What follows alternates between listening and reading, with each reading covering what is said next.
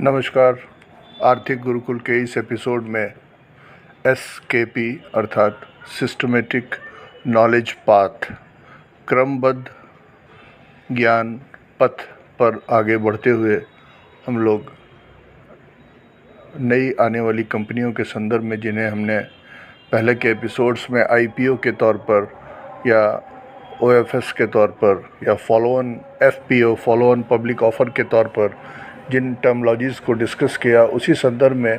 एक बहुत ही महत्वपूर्ण और प्रचलित और आँखों को न्यूज़पेपर्स में दिखाई पड़ने वाला शब्द है, उसके बारे में आज हम लोग इस एपिसोड में बात करेंगे, जिसको बोलते हैं ASBA आस्बा। यह एब्रीविएटेड शॉर्ट फॉर्म है, application supported by blocked amount ASBA. इसका अर्थ ये होता है कि जब कोई भी कंपनी का नया शेयर आता है या कोई राइट्स इशू होता है, मैंने किसी भी प्रकार के शेयरों के नए इशू के होने पर जो इन्वेस्टर के द्वारा एप्लीकेशंस लगाई जाती हैं, अर्थात उसमें अप्लाई किया जाता है ऑनलाइन डीमैट अकाउंट के और ब्रोकर के सहयोग से, उसमें उसे अपनी तरफ से कुछ पैसे देने होते हैं। तो पब्लिक इशू में यह ज़रूरी नहीं होता कि जब आपने कोई अप्लाई किया तो आपको वो शेयर्स आपको मिल ही जाए।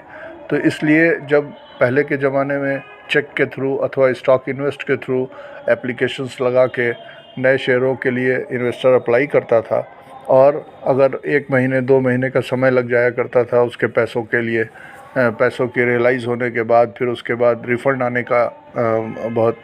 समय बीतता था, कभी कभी वो डाक में खो भी जाया करता था। तो वो उस स्थिति में जबकि उसे शेयर्स अलॉट नहीं होते थे, तो उसी का परिवर्तित रूप होते होते मेरी स्मृतियों में माननीय वित्त मंत्री जी मनमोहन सिंह जी जब RBI गवर्नर होने के बाद जब देश के फाइनेंस मिनिस्टर हुए, और उन्होंने बजट स्पीच के तहत एक स्टॉक इन्वेस्ट ऐसे इंस्ट्रूमेंट की संरचना शुरू की थी। और स्टॉक इन्वेस्ट एक ऐसा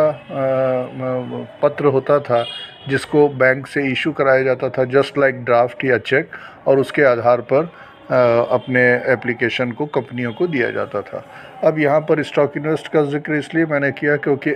स्टॉक इन्वेस्ट का ही बदला हुआ स्वरूप आस्बा है, जो आज की डेट में बहुत प्रचलित है किसी भी पब्लिक ऑफ़र के तहत में इन्वेस्टर के द्वारा अप्लाई करने में। ASBA आस्बा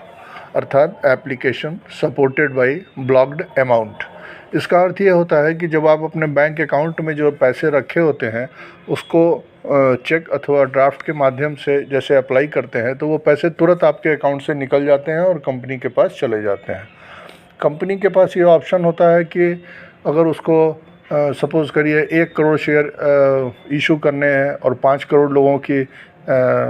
चाहत आ गई कि अप्लाई उन लोगों ने किया, तो स्वाभाविक तौर पर 5 पर किसी एक को ही कंपनी अलॉट कर देती है, जिसको अलॉटमेंट रेशियो बोला जाता है। तो इस प्रकार से 4 ऐसे लोग अन्य लोग होते हैं जिनका कि एप्लीकेशन पर उन्हें अलॉटमेंट शेयरों का नहीं मिल पाता और उनके पैसे वापस आ जाते हैं। तो भारत सरकार के आर्थिक नीतियों में बढ़ते हुए सजग और बहुत प्रोफेशनल एटीट्यूड के तहत यह आस्बा का जन्म हुआ, जिसके तहत जब आस्बा अर्थात आपकी एप्लीकेशन जो आप स्टॉक मार्केट में कंपनियों पर अप्लाई करने के लिए शेयर्स के देते हैं, तो वहाँ पर आपकी application supported by blocked amount होती है। ब्लॉक्ड अमाउंट मतलब जब बैंक से आप जितना पैसा का चेक काटना चाहते हैं, सपोज़ करिए 3,000 रुपये का तो या 10,000 रुपये का, तो बैंक आपके सेविंग बैंक अकाउंट में 10,000 रुपये को एक लियन मार्क कर देता है या उसको बंधक के तौर पर कर देता है। वही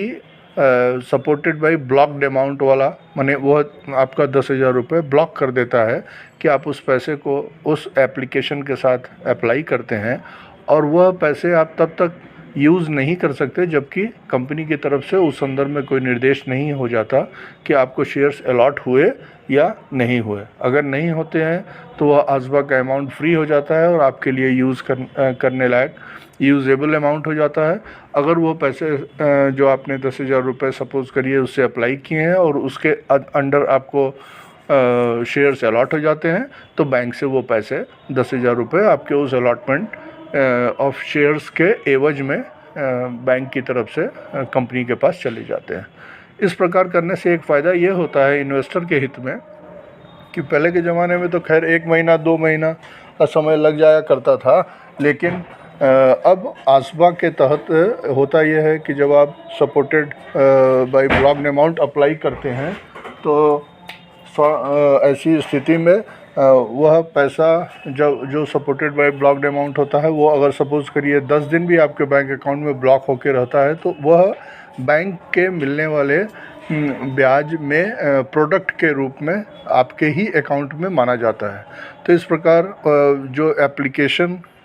लगाने पर शेयरों के अलॉट होने तक आपका जो पैसा होता है वह एप्लीकेशन के थ्रू लगा भी होता है, ब्लॉक्ड अमाउंट के तहत बैंक में सुरक्षित भी होता है और उस पर एक छोटा सा ब्याज आपके हित में आपको मिलता भी रहता है। तो यह एक बहुत अच्छी व्यवस्था है और इसमें चेक के खोने, ड्राफ्ट के खोने या तमाम और कॉम्प्लिकेशन से भी बचने का एक बहुत ही अच्छा मार्ग सरकार की ओर से, सेबी की ओर से अनुमोदित करके निकाला गया है। मुझे ऐसा लगता है कि आसबा एक बहुत ही अच्छी चीज़ है और यह उसी प्रकार से जैसे स्टॉक इन्वेस्ट हुआ करता था उसी का एक परिवर्तित और परिवर्धित और अच्छा स्वरूप है। बदलता हुआ यह अच्छा स्वरूप ही